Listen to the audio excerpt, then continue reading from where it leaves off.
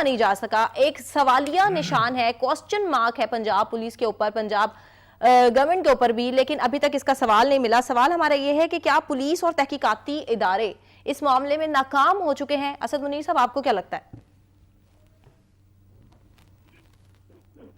دیکھیں, بات یہ ہے کہ وہ اپنی تحقیق کر رہے ہیں, اور جس طرح انہوں نے کہا ہے کہ جی ہم اس کو جو ہے نا سائنسی بنیادوں پر ڈی این اے کے ذریعے, یہ لگتا ہے کہ یہ ایک سیریل کلر ہے جو کہ 8 میں اس کا ڈی این اے.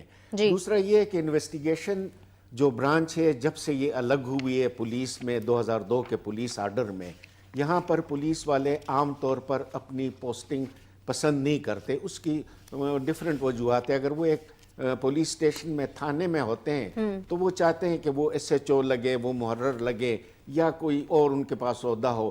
انویسٹیگیشن وہ صحیح نہیں کرتے.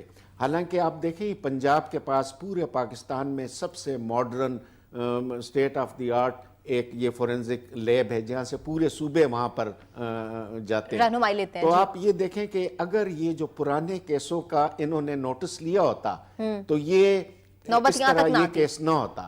لیکن چونکہ یہ اٹھ گیا ہے تو میرا تو اپنا خیال ہے کہ ابھی تک اس کیس کے اوپر وہ اپنا کام جتنا ان سے ہو سکتا ہے وہ کر رہے ہیں. پرانے کیسوں پر انہوں نے نہیں کیا اور اس کا یہ نتیجہ